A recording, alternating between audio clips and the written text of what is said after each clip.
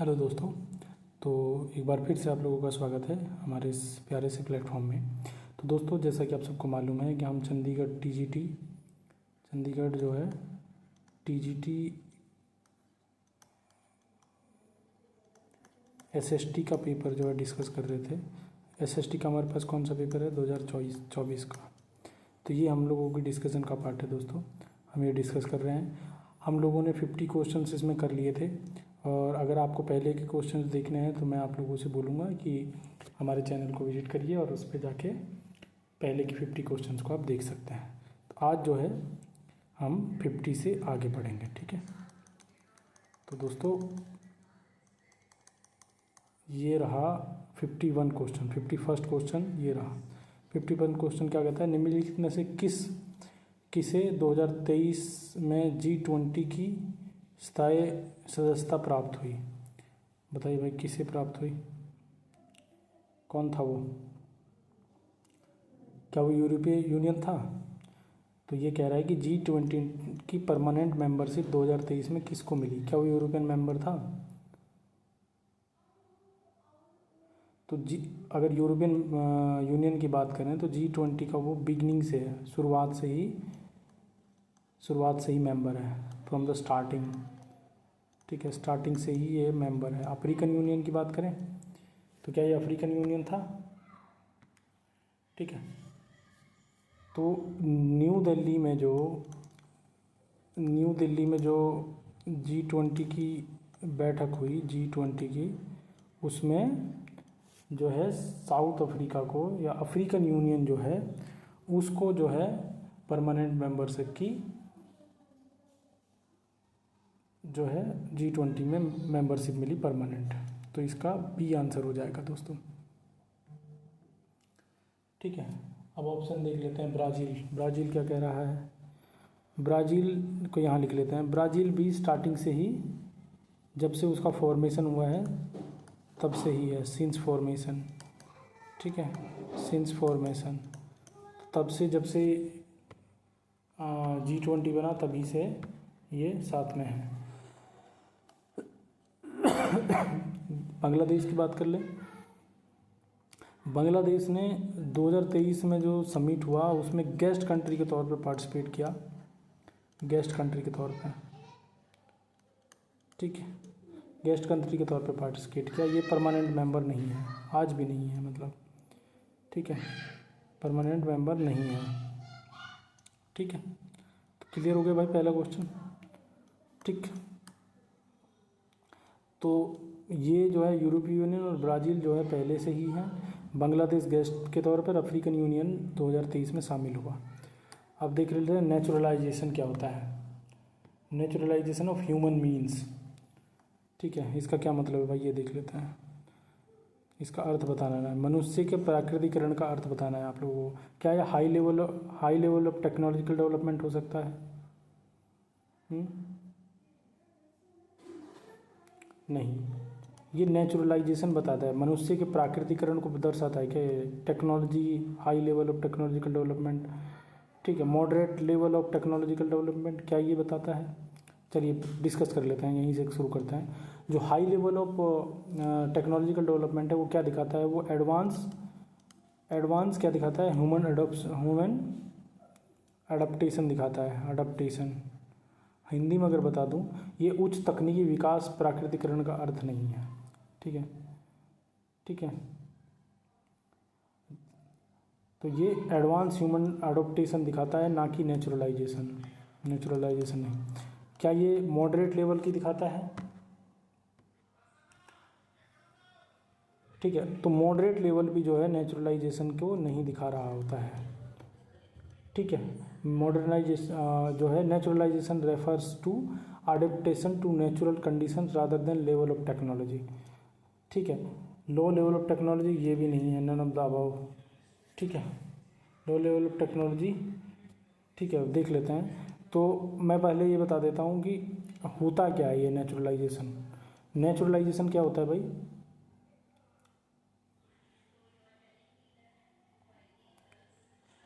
Naturalisation वो होता है जब तकनीकी विकास का स्तर निम्न हो एकदम।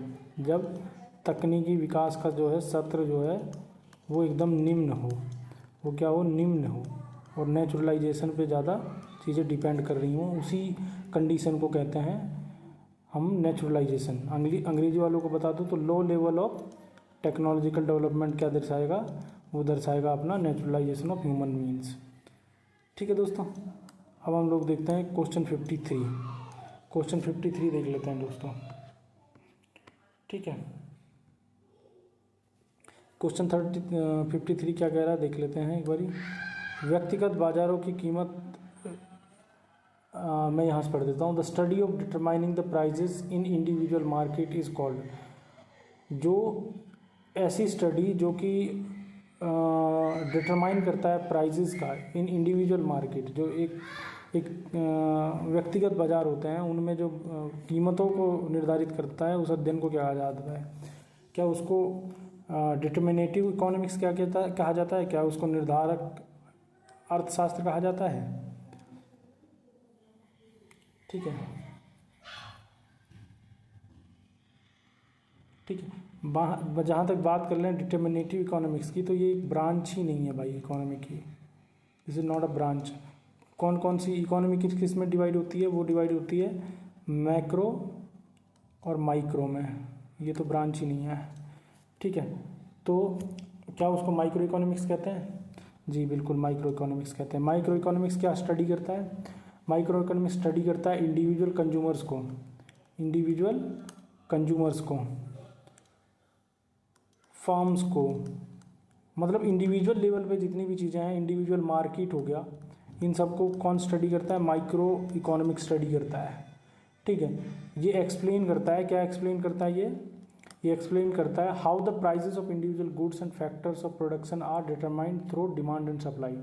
ये बताता है कि इंडिविजुअल लेवल पे जो अर्थशास्त्र में मीन्स हैं, डिमांड और सप्लाई वाले जो हैं, वो किस तरह से जो है प्राइजेस को अफेक्ट करते हैं। अगर हिंदी वालों को बता दूं मैं, तो सूक्ष्म अर्थशास्त्र व्यक्तिगत बाजार, उपभोक्ताओं और फर्म का अध्ययन करता है। तो सूक्ष्म अर्थशास्त्र जो है वो व्यक्तिगत बाजार, उपभोक्ता और फर्मों का अध्ययन करता है तथा वस्तुओं की कीमत कैसे निर्धारित होती है इसका अध्ययन करता है। तो इसका आंसर माइक्रो इकोनॉमिक्स होगा। पॉजिटिव इकोनॉमिक्स की अगर बात करें, पॉजिटिव इकोनॉमिक्स क्या है भाई? पॉजिटिव इकोनॉमिक्स यहाँ बता देता हूँ। सकारात्मक अर्थव्यवस्था क्या है? ये बेस्ड होती है facts and cause effects relationship पे। Positive economics explain what is based on facts and cause effect. ठीक है, सकारात्मक अर्थव्यवस्था तथ्यों पर आधारित विश्लेषण करता है, लेकिन व्यक्तिगत बाजार में कीमत निर्धारण का अध्ययन नहीं करता है। ठीक है, और मैक्रो इकोनॉमिक्स की अगर बात कर लें दोस्तों, इन्हीं में दो में था कॉम्पिटिशन। ठीक है, अगर व्यापक अर्थव्यवस्था की बात करें तो ये संपूर्ण अर्थव्यवस्था का अध्ययन करता है। ये क्या करता है? संपूर्ण अर्थव्यवस्था का अध्ययन करता है दोस्तों, यानी कि economy as a whole study करता है। Economy as a whole study करता है भाई, ये economy as a whole study करता है। ठीक है, बड़े लेवल पे करता है, जैसे कि नेशनल इनकम हो गया, एम्प्लॉयमेंट हो गया, इन्फ्लेशन हो गया, जनरल प्राइस लेवल हो गया, रादर देन इंडिविजुअल मार्केट। ठीक है, क्वेश्चन नंबर 54 देख लेते हैं दोस्तों। 54, as per economic resources are, economics के अनुसार रिसोर्सेज क्या हैं? Not only limited but the capable of alternate uses. देख लेते हैं कि करके क्या वो लिमिटेड है, क्या वो लिमिटेड है? ठीक है, बिल्कुल वो लिमिटेड हैं, इसमें कोई दो मत नहीं है, बट क्या हमारे पास इससे बेहतर विकल्प है? ये देख लेते हैं हम। ठीक है, ठीक है, क्या हमारे पास इसमें बेहतर विकल्प है? ये देख लेते हैं। क्या वो अनलिमिटेड है? नहीं, unlimited economy is based on the principle of scarcity. Economics जो है वो स्कार्सिटी के उस पर बेस्ड है। एक मिनट गाइस,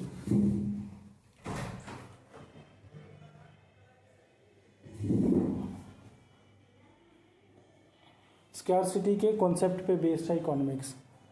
ठीक है दोस्तों, अरे इकोनॉमिक्स क्या कहता है? इकोनॉमिक्स कहता है कि संसाधन लिमिटेड है और उन्हीं के अच्छे प्रबंधन को इकोनॉमिक्स कहते हैं। तो संसाधन असीमित नहीं होते, केवल मानवीय आवश्यकताएं असीमित होती हैं। ठीक है, तो अनलिमिटेड नहीं है। ठीक है, अनलिमिटेड नहीं है भाई। ठीक है, अब बात कर लेते हैं not only limited but are capable of alternative uses. ये कहते हैं ना केवल सीमित है, ना केवल सीमित है बल्कि वैकल्पिक भी हैं। ठीक है, क्या ये, सॉरी गाइस, हाँ थर्ड ऑप्शन देख लेते हैं। ये थर्ड ऑप्शन क्या कह रहा है, ये बता रहा है ना केवल सीमित हैं बल्कि वैकल्पिक भी हैं।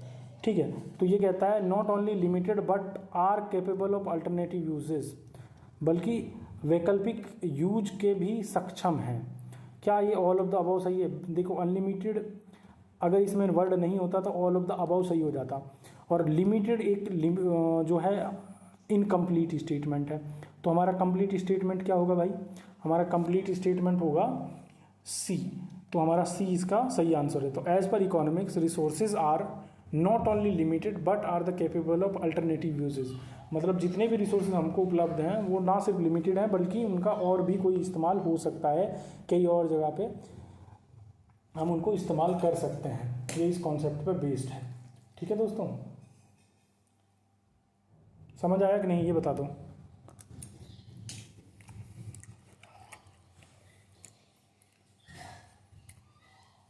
चलो ठीक है, क्वेश्चन नंबर 55 देख लेते हैं। क्वेश्चन नंबर 55 क्या देख लेते हैं? The word economics is derived from, economics शब्द जो है कहाँ से लिया गया है? अर्थशास्त्र शब्द की कहाँ से हुई? अर्थशास्त्र की उत्पत्ति किस शब्द से हुई है ये बताना है। क्या ये ओइकोनॉमिया से हुई है?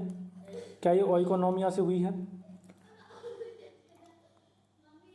The word economics comes from the Greek word oikonomia where oikos means household and nomos mean management।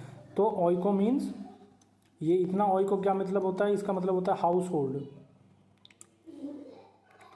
ठीक है, यही इसका सही आंसर है। ठीक है, और नोमिया मीन्स क्या होता है भाई? इसका मतलब होता है मैनेजमेंट। ठीक है दोस्तों,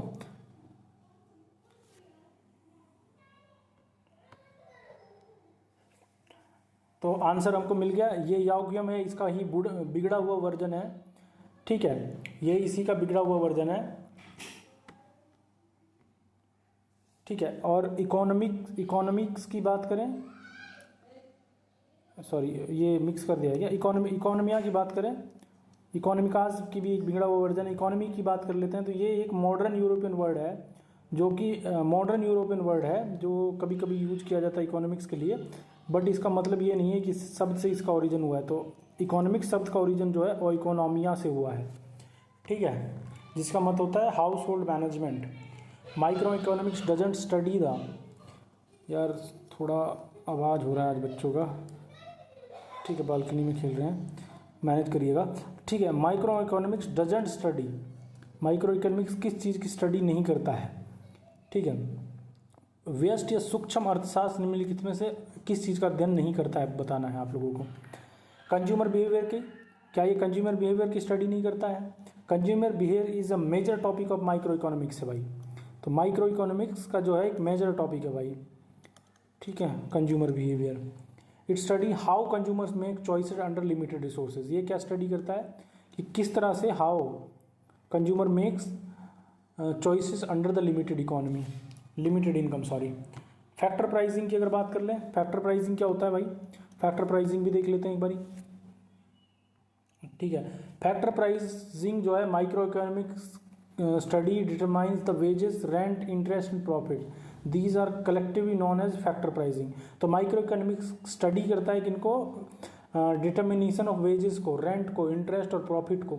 तो इसीलिए ये कलेक्टिवली जो है जो फैक्टर प्राइसिंग कहलाए जाते हैं। उत्पादन के साधनों की कीमत, मजदूरी, ब्याज, किराया, लाभ, ये जो सब हैं वो सूक्ष्म अर्थशास्त्र के अंतर्गत आते हैं। क्या जनरल प्राइस लेवल भी स्टडी करता है?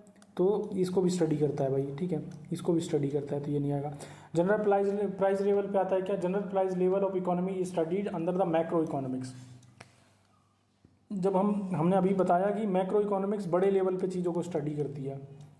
ठीक है दोस्तों, it deals with the inflation and economic wider price movement.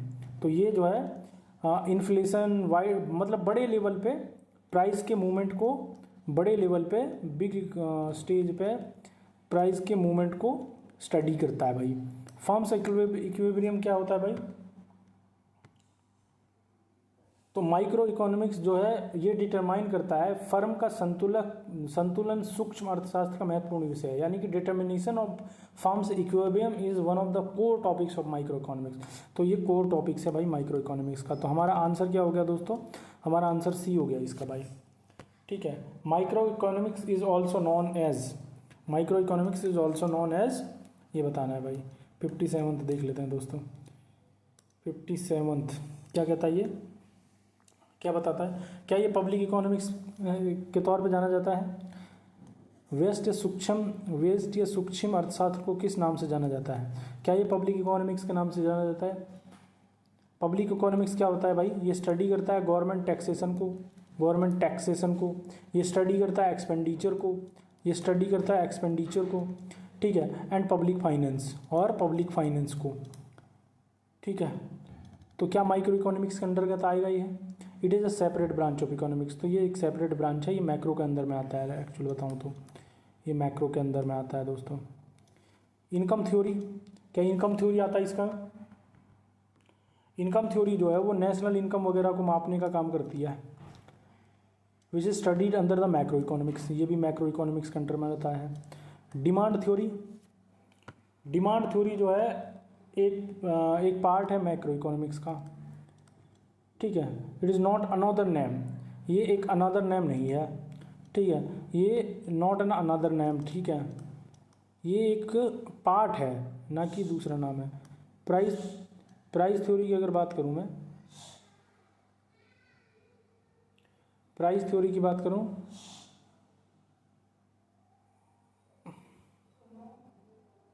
Macro economics price studies it's price determination of goods and factors through demand and supply. ठीक है, तो प्राइस थ्योरी ही इसका सही आंसर है। गाइस 1 मिनट देना भाई, 1 मिनट में आता हूँ बस, है ना, प्लीज़ होल्ड करना।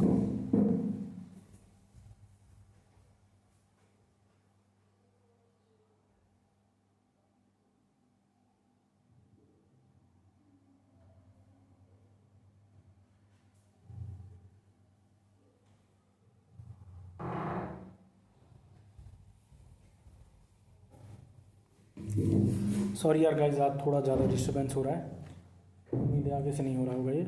ठीक है, तो प्राइस थ्योरी है इसका, यार थोड़ा रिदम टूट गया था भाई, है ना।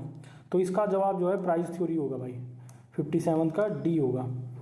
ठीक है, ये देख लेते हैं, इसको पढ़ने की कोशिश कर लेते हैं हम। मैं पढ़ देता हूँ ये क्वेश्चन आप लोगों को। 58th क्वेश्चन क्या कह रहा है हमारा? 58th क्वेश्चन कह रहा है, ये कुछ जो है कॉन्सेप्ट दिए हुए हैं और कुछ जो है मतलब हमारे इकोनॉमिस्ट दिए हुए हैं, इनको मैच करना है। कि मान लीजिए स्कार्सिटी की डेफिनेशन किसने दी, ग्रोथ डेफिनेशन किसने दी, वेल्थ डेफिनेशन किसने दी, ये सब बताना है। चलिए मैं बात कर लेते हैं, एडम स्मिथ ने कौन सी डेफिनेशन दी है, मैं यहीं पे लिखूंगा, फिर हम लोग मैच कर लेंगे। ये देते हैं वेल्थ डेफिनेशन को भाई, वेल्थ डेफिनेशन को देते हैं हमारे एडम स्मिथ साहब। मार्शल क्या देते हैं भाई, मार्शल क्या देते हैं बताओ? ये वेलफेयर डेफिनेशन देते हैं दोस्तों, ये वेलफेयर डेफिनेशन हमारे सामने रखते हैं। रॉबिन्स क्या देते हैं भाई बताओ? ये स्कार्सिटी डेफिनेशन देते हैं, स्कार्सिटी। ठीक है, बस। सैमुअल्सन क्या है, सैमुअल्सन की क्या है भाई? ये ग्रोथ डेफिनेशन देते हैं, ग्रोथ डेफिनेशन। अब इनको मिला लो भाई तुम लोग, मैंने ये आप लोगों के सामने रख दिए हैं। ठीक है, मिला लो इनको। ठीक है, तो एडम स्मिथ का वेल्थ डेफिनेशन ढूंढ लो, तो ये रहा पी का 3।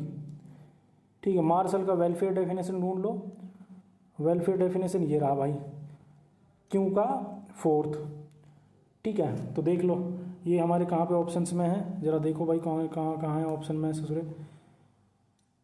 पी का 3 क्यों का 4, ये रहा भाई 4th में है हमारा ये, तो इसका आंसर डी हो जाएगा भाई। ठीक है ना दोस्तों, आगे बढ़ जाएं, आगे बढ़ जाते हैं। 59th देख लेते हैं भाई question. The law of demand implies that, law of demand क्या होता है वो बताना है आप लोगों को। लॉ ऑफ डिमांड, मांग के नियम को तात्पर्य निम्न में से किससे है ना, मांग का नियम का तात्पर्य निम्न में से किससे? भाई थोड़ा हिंदी वाले माफ कर देना मेरे को। ठीक है, the law of demand implies that as. ठीक है, तो क्या होता है लॉ ऑफ डिमांड के अंतर्गत, क्या होता है भाई ये बताना है। तो लॉ ऑफ डिमांड के अंतर्गत क्या होता है पहले तो वो बता देता हूँ, फिर आप ऑप्शन ढूंढना। The law of demand states that price and quantity demanded have an inverse relationship. तो प्राइस और जो है क्वांटिटी का इनवर्स रिलेशनशिप है, ठीक है। प्राइस और क्वांटिटी का जो है इनवर्स रिलेशनशिप है दोस्तों, इनवर्स। हिंदी वालों को बता देता हूँ, रुक जाओ। मांग का नियम कहता है कि कीमत घटने पर मांग की मात्रा बढ़ती है, यानी कि बता देता हूँ, जैसे जैसे कीमत गिरती है मांग की मात्रा बढ़ती है। ये तो ऑप्शन 1 ही सही हो गया हमारा, ऑप्शन 1 ही ठीक है भाई। इंग्लिश वाले को बता देता हूँ, price falls quantity demand increases, ये ठीक है इसका, ठीक है। ये तो हो ही नहीं सकता। तो जैसे ही दाम जो है किसी चीज़ के होते हैं, ये मतलब एक अलग कॉन्सेप्ट है, उसने डीप में नहीं घुसते हैं, अभी क्वेश्चन सॉल्व कर रहे हैं सिर्फ। क्वांटिटी डिमांड, जैसे ही प्राइस गिरता है तो क्वांटिटी डिमांड इंक्रीज होती है क्या, ठीक है, ठीक है। तो ये इसका आंसर हो गया। तो दूसरे का देख लेते हैं, बी को एक्सप्लेन करते हैं। Price falls quantity demand increase, price fall demand increase कर देता है, ठीक है। ये इनकम्प्लीट है, मतलब ये कंप्लीट स्टेटमेंट है, हालांकि सही तो ये भी है, ठीक है। प्राइस राइजेस डिमांड इंक्रीजेस, ये गलत है। Price rises quantity demand increases, नहीं, ये भी दोनों गलत है। इन दो में हो सकता था, बट कंप्लीट स्टेटमेंट ए है, तो ए हमारा सही आंसर होगा दोस्तों। 60th का क्वेश्चन देख लेते हैं दोस्तों। समझ आ रहा है ना, इकोनॉमिक्स थोड़ा यार कॉन्सेप्चुअल होती है, अगर आप लोगों को पता है तो आप सारे क्वेश्चन सॉल्व कर सकते हैं। Population becomes capital when investment is made in the form of education, training and medical care. Education, training and medical care क्या है ये, वर्किंग, फिक्स और लेबर या ह्यूमन, ठीक है। क्या है ये, जब शिक्षा, प्रशिक्षण और चिकित्सा पर निवेश किया जाता है तो जनसंख्या किस तरह की पूंजी बन जाती है, मानव पूंजी बन जाती है। हिंदी में तुरंत सॉल्यूशन हो गया इसका, ठीक है। तो वर्किंग कैपिटल क्या होता है, आप लोग जानते हैं। वर्किंग कैपिटल क्या होता है, funds used by day to day business operations होता है ये। वर्किंग कैपिटल क्या होता है, फंड्स जो कि डे टू डे लेवल पे यूज हो रहे होते हैं। फिक्स्ड क्या होता है भाई, ठीक है। फिक्स्ड कैपिटल्स क्या होते हैं, जैसे मशीन हो गई, ठीक है, मशीन्स हो गई, बिल्डिंग हो गई, इनको फिक्स्ड कैपिटल कहते हैं दोस्तों। और इक्विपमेंट हो गए, ठीक है, इनको कहते हैं हम लोग फिक्स्ड। लेबर क्या हो गया, लेबर तो आप सभी जानते हैं भाई। तो लेबर एक तरह का फैक्टर ऑफ प्रोडक्शन है, ठीक है, फैक्टर ऑफ प्रोडक्शन है भाई ये, ठीक है दोस्तों, ठीक है। बट ये एजुकेशनल इन्वेस्टमेंट्स की वजह से तो लेबर नहीं आ रहा होता है। तो ह्यूमन जो है वो उसी को ट्रेन करने के लिए, ह्यूमन रिसोर्स बनाने के लिए, ह्यूमन पूंजी बनाने के लिए ही इंसान में जो है इन्वेस्ट किया जाता है, ताकि इंसान की जो स्वास्थ्य ठीक रहे, उसकी प्रोडक्टिविटी, स्किल्स इन्हांस हो जाए और अर्निंग कैपेसिटी जो है बढ़ जाए, ठीक है दोस्तों। इसीलिए ये ह्यूमन कैपिटल कहलाएगा। 61 पे आ जाते हैं दोस्तों, ठीक है, 61 पे आ जाते हैं। 61 भी थोड़ा सा कटा हुआ है, मैं पढ़ देता हूँ। The value of goods and services produced by residents of a country and the value of their property is called. तो क्या कहला है, किसी देश के निवासियों द्वारा प्रोड्यूस की गई गुड्स और सर्विसेज की value and the value of their property is called residents of country and value of their property. और उनकी जो है वैल्यू, प्रॉपर्टी की वैल्यू जो है वो क्या कहलाएगी, बताओ भाई।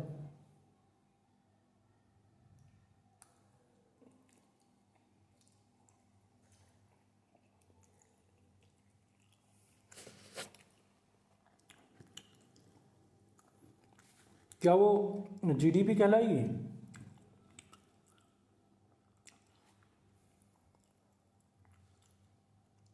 क्या वो जीडीपी कहलाएगी दोस्तों। जीडीपी किसको कहते हैं, GDP measures the value of final goods and services, final goods and services produced within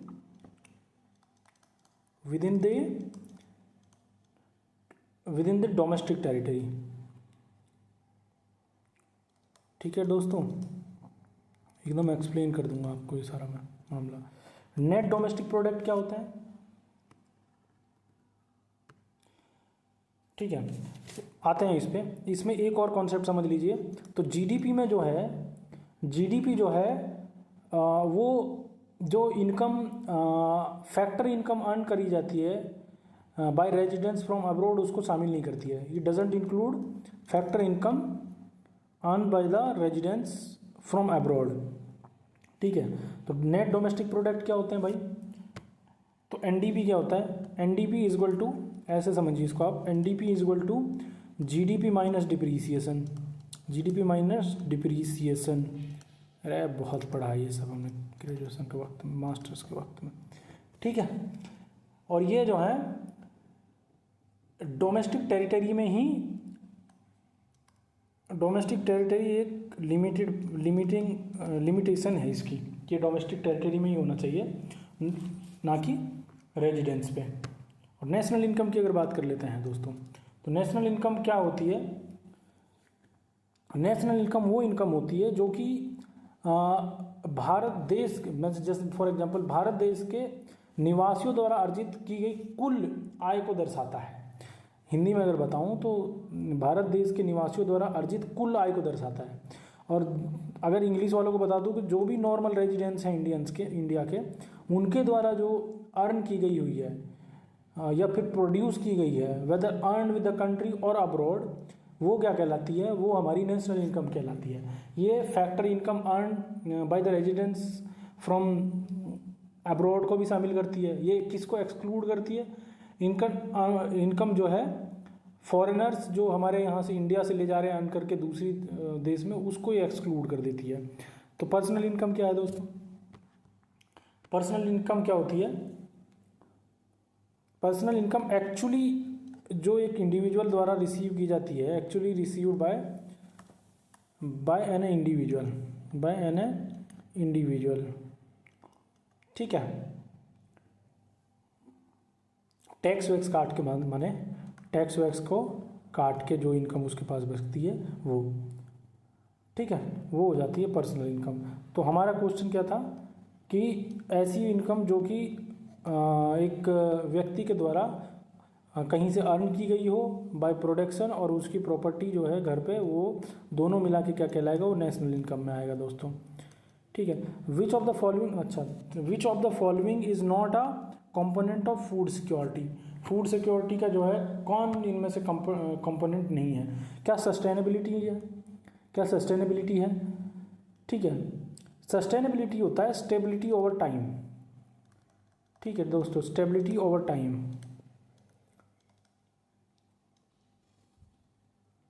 ठीक है, ये जो है दूरगामी जो खाद्य सुरक्षा में दीर्घकालीन उपलब्धता भी को दर्शाने के लिए होती है ये चीज़ें। ठीक है, ठीक है, तो ये सस्टेनेबिलिटी क्या कहती है कि फूड की अवेलेबिलिटी लॉन्ग रन में होनी चाहिए। ठीक है दोस्तों, और अवेलेबिलिटी क्या होती है दोस्तों? अवेलेबिलिटी क्या होती है? सफिशिएंट फूड होना चाहिए, सफिशिएंट फूड होना चाहिए भाई, सफिशिएंसी की बात करता है। ठीक है, वो उपलब्ध होना चाहिए, मतलब इतना प्रोड्यूस होना चाहिए, इतना सप्लाई या जैसे भी आप रखें इतना होना चाहिए। It is a basic component of food security. तो अवेलेबिलिटी जो है बेसिक कंपोनेंट है फूड सिक्योरिटी का। ठीक है, ये अफोर्डेबिलिटी इंपॉर्टेंट है। अब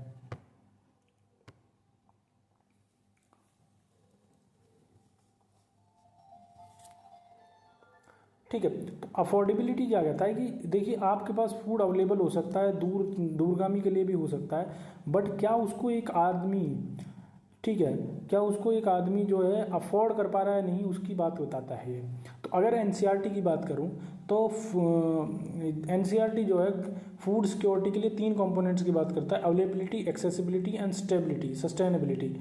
अफोर्डेबिलिटी जो है एनसीईआरटी के द्वारा is treated to accessibility but not is treated as a separate component. ठीक है, तो ये सेपरेट कंपोनेंट के तौर पे नहीं ट्रीट की जाती है। तो ये हमारा सही आंसर है, विच of the following is not a component of food security.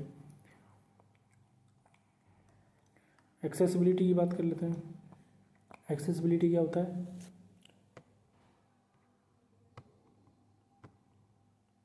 ठीक है, एक्सेसिबिलिटी का मतलब होता है कि जो आम जनता है उसका एक्सेस होना चाहिए, कम से कम क्या होना चाहिए? उसका एक्सेस होना चाहिए फूड तक। ठीक है। ग्रीन रेवोल्यूशन की बात कर लेते हैं। Green revolution in India focused in improving the production of.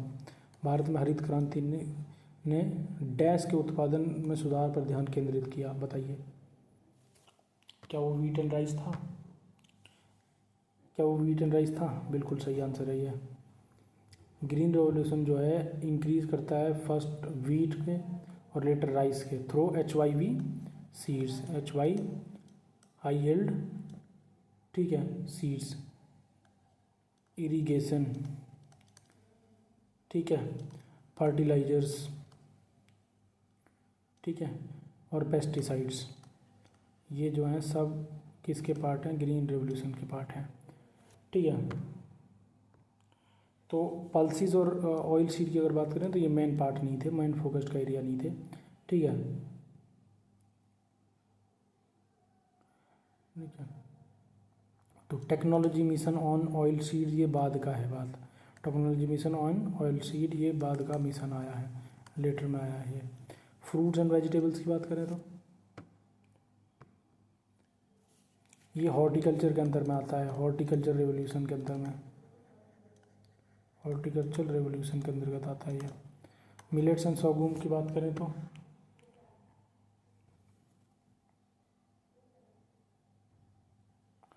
ठीक है, ये इसका पार्ट नहीं था। 64 पे आ जाते हैं दोस्तों, थोड़ा जल्दी जल्दी निपटा लेते हैं भाई लोग। 64 भी कटा हुआ है ना, चलो मैं पढ़ देता हूँ। विच of the following statements accurately describe the consumption function. तो कंजम्पशन फंक्शन को जो एक्यूरेटली डिस्क्राइब करता है वो बताना है आपको इनमें से। विच of the following statements accurately describe the consumption function. The consumption function is a relation between income, savings, price and consumption. तो बता देते हैं आप लोगों को। दो नीसियन जो कंजम्पशन थ्योरी थी, नीसियन जो कंजम्पशन फंक्शन था वो दो चीज़ों की बात करता है। पहला इनकम और दूसरा एंड कंजम्पशन, इन दो चीज़ों की बात करता है, इनकम और कंजम्पशन। सेविंग्स और प्राइस वगैरह की बात नहीं करता, एंड प्राइस की बात नहीं करता है। तो ये नहीं हो सकता हमारा पहला ऑप्शन कट, ठीक है। चलो दूसरा, the consumption function is a relation between income and consumption, ये हमारा ऑप्शन है। The consumption function is a relation between price, saving and consumer, ये नहीं हो सकता। प्राइस सेविंग्स आ गया इसमें फिर से, ये भी नहीं हो सकता। Consumption function is a relation between income and savings आ रहा है इसमें भी, ये भी नहीं हो सकता। तो इसको थोड़ा और एक्सप्लेन कर देता हूँ आप लोगों को। तो आदरणीय नीस साहब क्या कहते हैं, नीस साहब क्या कहते हैं कि जैसे ही इनकम घटती या बढ़ती है वैसे ही कंजम्पशन में बदलाव आ जाता है। It is generally written as, अगर ये कैसे लिखा जाता है ये बताऊँ, C is equal to A plus BY, where consumption depends on income, जहाँ पे कंजम्पशन पूरी तरह से इनकम Y पे डिपेंड करता है भाई, ठीक है।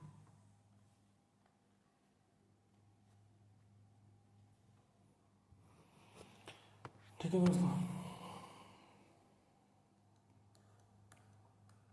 65th क्वेश्चन देख लेते हैं फिर। 65th, अज्यूम दैट मान लें कि उपभोग फलन C is equal to 50 plus 0.8Y है। If income is 1000 then consumption is, ठीक है। Assume that consumption function is form C is equal to 50 plus 0.8Y, if income is 1000 then consumption is, बताओ भाई।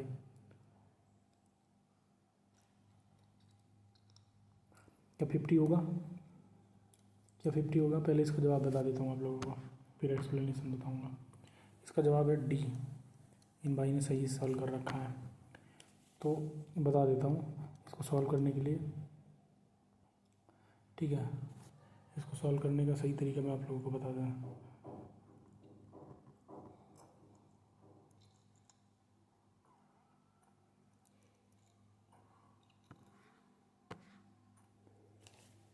इसको सही को सॉल्व करने का ये तरीका है, 50 प्लस 0.8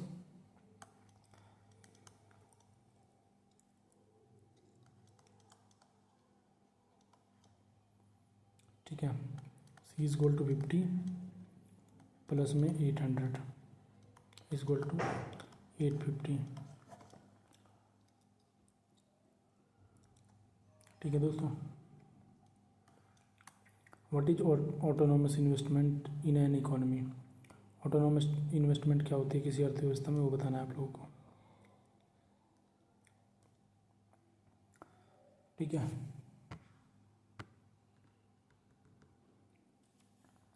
क्या ये वो इन्वेस्टमेंट होती है that is dependent on the level of income and interest rate. नहीं, ये गलत है, एक्सप्लेन करूँगा क्यों गलत है, रुक जाओ।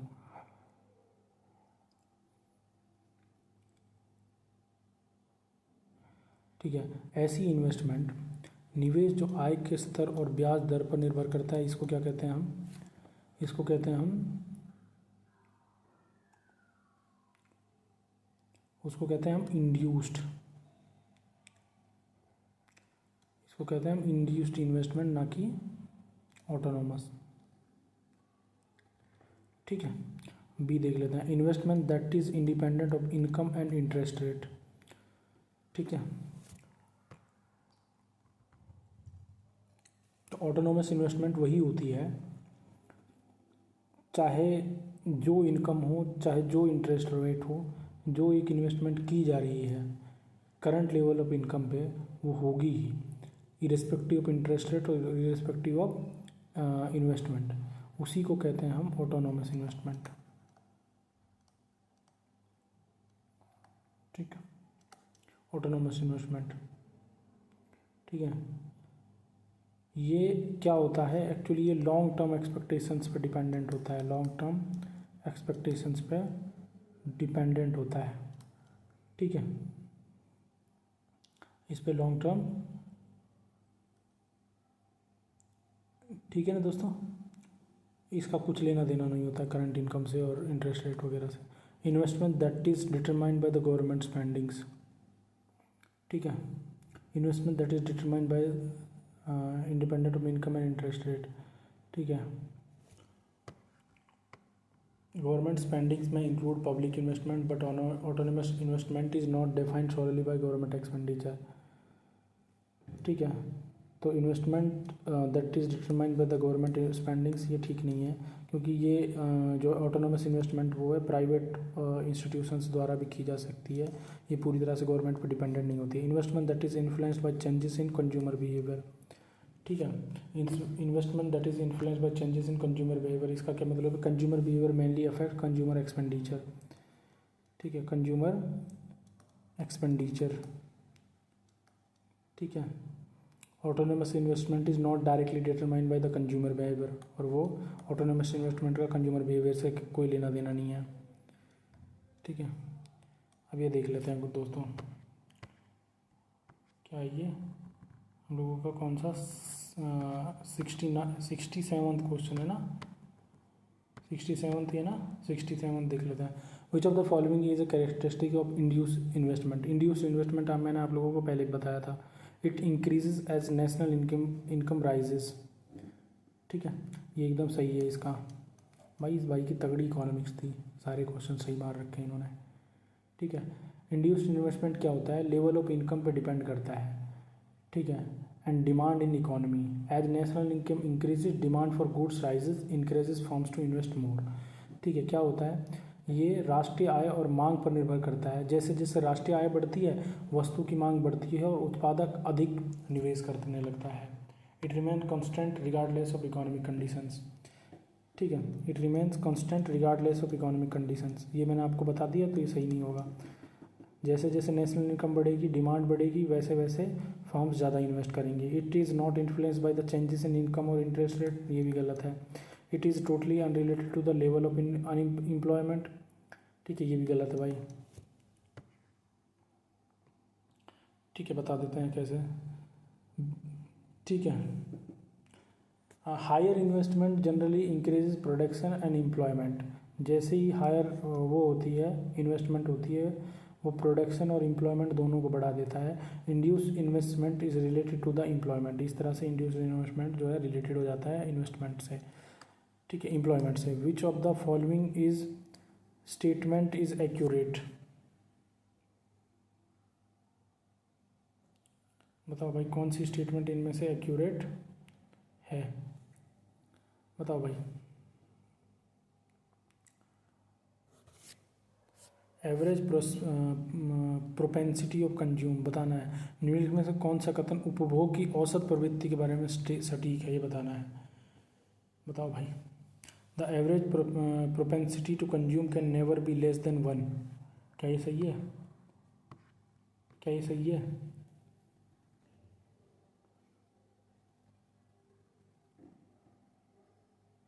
ये कम, एक से कम हो सकता है, तो ये गलत है। एक से कम ये कब हो सकता है? देखिए, एक से कम ये जब हो सकता है जब जो पार्ट ऑफ इनकम है वो ज़्यादा सेव हो रहा है, जाकि ना कि खर्च करने पे, ना कि खर्च हो रहा है। तो एपीसी क्या होता है? APC is equal to consumption divided by क्या है दोस्तों? कंजम्पशन डिवाइडेड बाय इनकम है।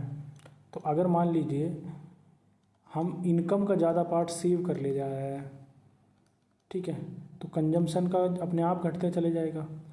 ठीक है, अपने आप घटते चले जाएगा। वो ऐसा भी हो सकता है कि हमारा कंजम्पशन इससे कम आ जाए इनकम से, ठीक है, तो अपने आप जो है वो नेगेटिव, एक से कम चला जाएगा, है ना दोस्तों। जिनकी मैथ अच्छी है वो समझ ही रहे हैं। The average propensity to consume can never be more than 1। क्या ये सही है? क्या ये सही है? ये भी गलत है। कैसे गलत है? अभी बताया हूँ। एपीसी में exceed 1 when consumption is greater than income.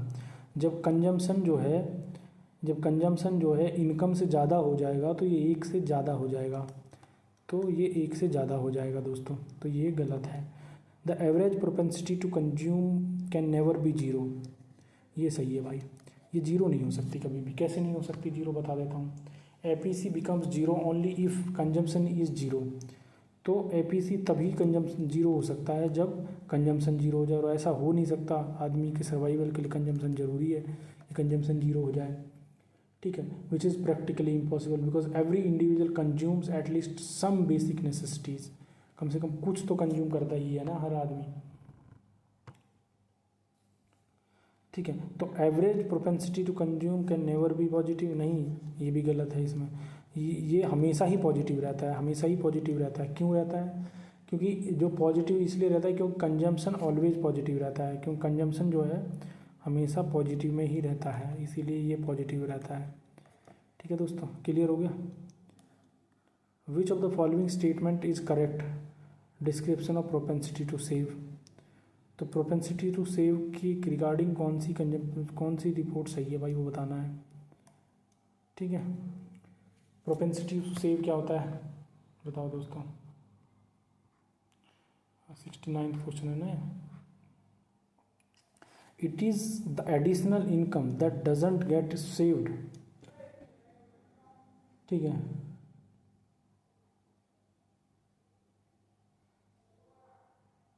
बताओ भाई, क्या ये सही डिफाइन कर रहा है? It is additional income that doesn't get saved.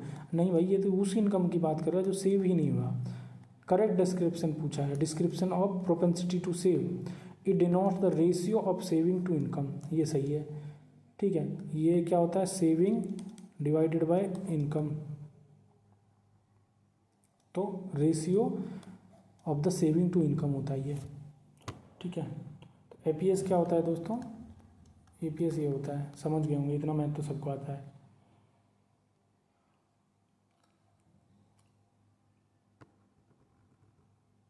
ठीक है, थर्ड स्टेटमेंट देख लेते हैं। It denotes the actual level of income which is equal to the saving. क्या ये सही है?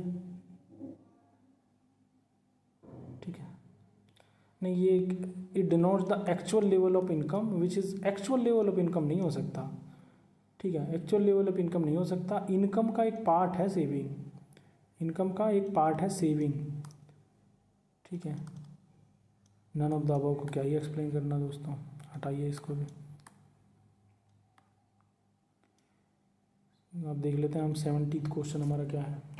Terms of trade of a country shows, ठीक है। Terms of trade of a country shows क्या कहलाता है? Ratio of goods exported and imported, निर्यातित और आयातित वस्तुओं का अनुपात,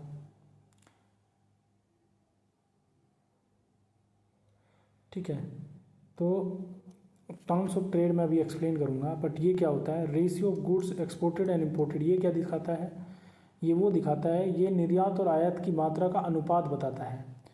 ठीक है। जो रेशियो है वो आपको जो है क्या बताएगा, वो quantity of export and import बताएगा, ना कि टर्म्स ऑफ ट्रेड बताएगा। रेशियो ऑफ इंपोर्ट ड्यूटीज़ ये क्या बताता है, रेशियो ऑफ इंपोर्ट ड्यूटीज़ क्या बताता है, ये टैक्स है, ये इंपोर्ट टैक्स होता है जो कि इंपोर्ट गुड्स है, इंपोर्टेड गुड्स पे लगता है, जो कि अनरिलेटेड डेफिनेशन है टर्म्स ऑफ ट्रेड से। Ratio of prices and export of imports, ratio of prices of exports and imports.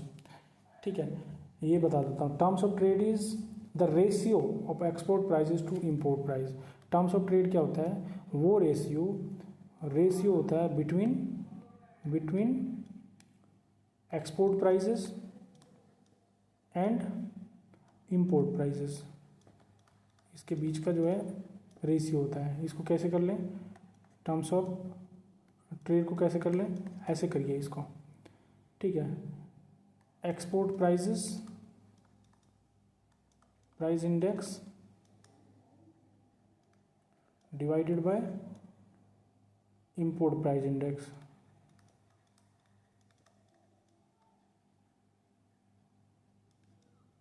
ठीक, इनटू में 100। ठीक है दोस्तों, तो ये हो गया हमारा, कितने हो गए, 70 क्वेश्चन हो गए ना दोस्तों, 70 क्वेश्चन हो गए। अब 71 देख लेते हैं हम, तब तक मैं पानी पी लेता हूँ, तब तक आप बताने की कोशिश करो। ये क्वेश्चन दिख रहा है क्या आपको, थोड़ा नीचे कर लेता हूँ, करो भाई।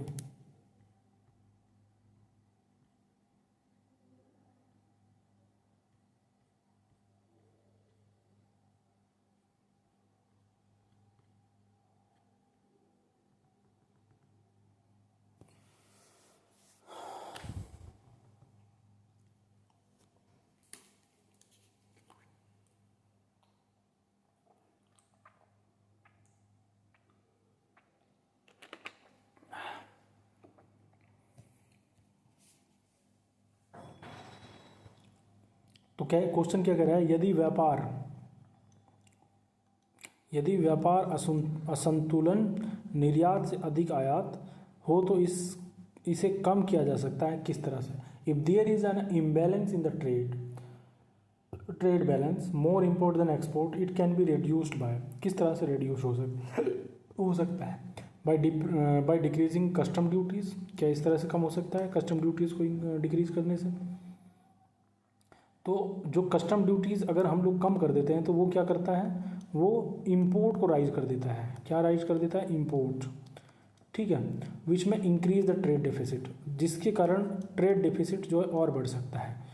तो ट्रेड डेफिसिट और बढ़ जाएगा इसके कारण। और स्टिमुलेटिंग एक्सपोर्ट, निर्यात को प्रोत्साहित करके। Increasing export rises foreign exchange earning and help reduce trade exchange. तो जैसे ही हमारा एक्सपोर्ट राइज कर जाता है, हम लोग जो अपने यहाँ से बेच रहे होते हैं, जैसे वो यानी कि आयात जैसे हम लोग हमारा जो बढ़ जाता है, ठीक है, ये वो या फिर वो इंपोर्ट को एक्सीड कर लेता है, तो हमारा क्या हो जाता है, इससे जो है ट्रेड डेफिसिट कम होता है और हमारा जो फॉरेन एक्सचेंज है वो बढ़ता है। ठीक है, अब इसको देखते हैं। स्टिमुलेटिंग इंपोर्ट, अगर इंपोर्ट को बढ़ाएंगे तो फिर से हम ट्रेड डिफिसिट में जाएंगे। ठीक है, ट्रेड डिफिसिट बढ़ेगा इससे।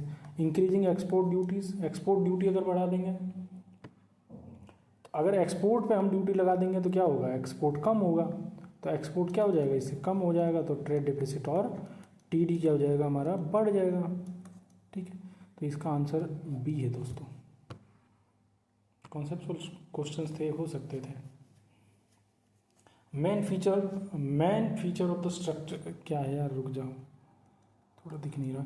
Main feature of structural changes in Indian economy during the plan period is, योजना अवधि के दौरान भारतीय अर्थव्यवस्था में संरचनात्मक परिवर्तन की मुख्य विशेषता क्या थी, ये बताना है आप लोगों को। ठीक है, क्या emergence of industrial sector as the highest contributing sector in GDP था, सकल घरेलू उत्पाद के सबसे अधिक योगदान देने वाले क्षेत्र के रूप में औद्योगिक क्षेत्र का उदय, क्या ये था।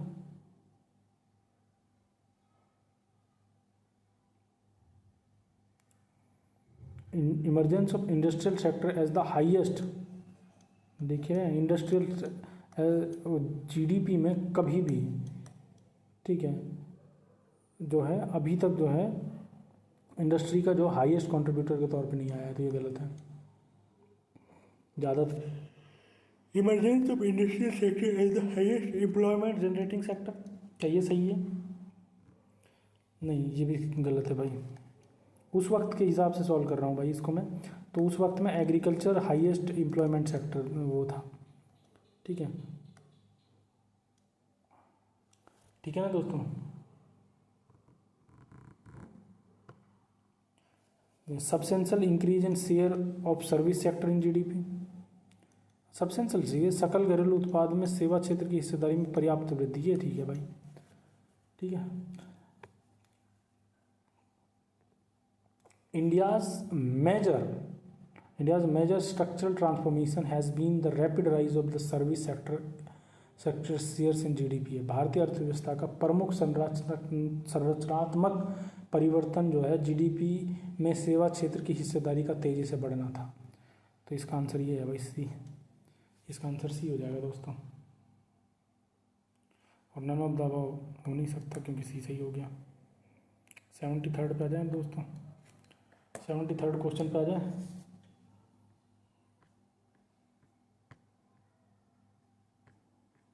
बताओ भाई आए?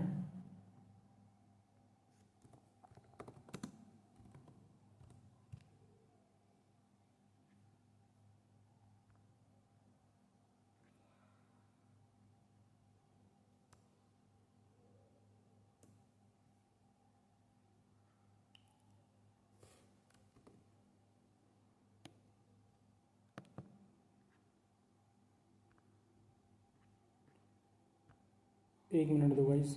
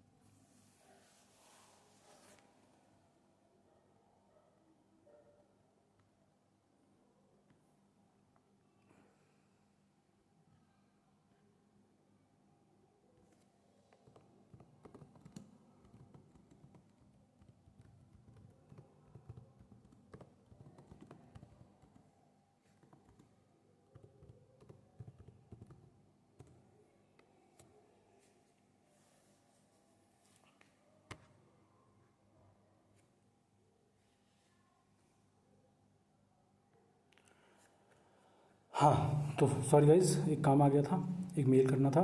विच of the following is not the feature of Indian economy as underdeveloped economy. तो निम्नलिखित में से कौन सा जो है भारतीय इकोनॉमी का फीचर नहीं है as a underdeveloped economy? ठीक, बताओ भाई कौन सा नहीं था? क्या inequality in income and wealth distribution? नहीं पूछा है, ध्यान रखना, ये तो है भाई, ये तो है। Inequality in income and wealth distribution ये तो है। अंडर डेवलप्ड इकोनॉमी जो होती हैं वो large gap between rich and poor होता है सब में ही। Wealth is concentrated in the hands of few people, ये तो पार्ट होता है। तो ये हमारा ऑप्शन सही नहीं होगा। पर very high per capita income, under developed का इसकी नहीं हो सकती, तो गलत पूछा है, गलत ये है। ठीक है, बाकी डिस्कस कर लेते हैं भाई। High capital income per capita income कैसे हो सकती है दोस्तों? ठीक है, प्रति व्यक्ति सकल आय बहुत अधिक नहीं हो सकती भाई अंडर डेवलप्ड कंट्री की। ठीक है, सी देख लेते हैं। Problem of unemployment and under employment, बेरोजगार और अल्प रोजगार की उपलब्धता। तो ये सही है, पर ये हमको सही पूछा नहीं, हमको गलत पूछा है, तो ये भी सही है। Low rate of savings and investment, ये भी सही है, पर हमसे गलत पूछा है, तो गलत जो है बी होगा। ठीक है, अब आ जाते हैं भाई 5 ईयर प्लान पे। The concept of 5 year plan was borrowed from, जो पंचवर्षीय योजना थी वो कहाँ से ली गई थी बताओ? क्या वो यूएसए से ली गई थी?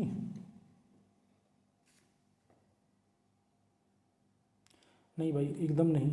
यूएस इकोनॉमी कैपिटलिस्ट इकोनॉमी है, उन्होंने कभी भी कैपिटलिस्ट इकोनॉमी, उन्होंने कभी भी इस तरह का कोई कॉन्सेप्ट फॉलो ही नहीं किया। 5 ईयर वाला, इंग्लैंड से ली गई थी क्या,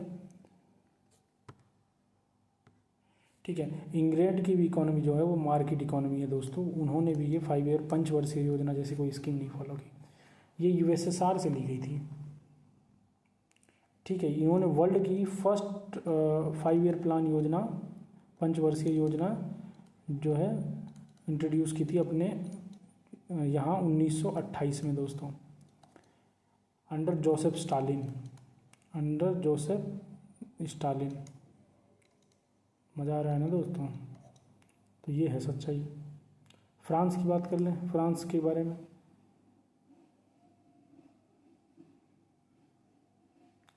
ठीक है।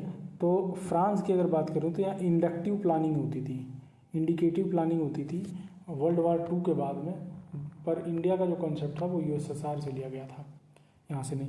The architect of Indian planning is, Indian planning के आर्किटेक्ट इनको कहा जाता है, इसका सबको जवाब पता होगा आपको,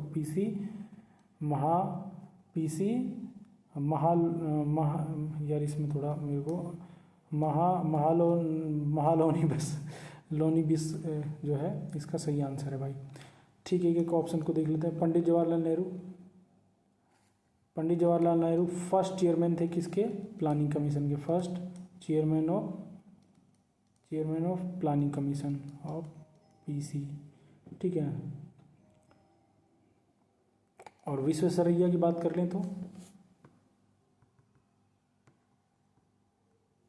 ठीक है, विश्वेश्वरैया एक बुक लिखते हैं जिसका नाम था प्लान्ड इकोनॉमी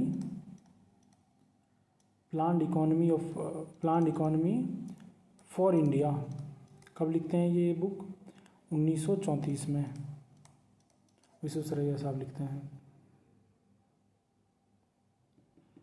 ठीक है।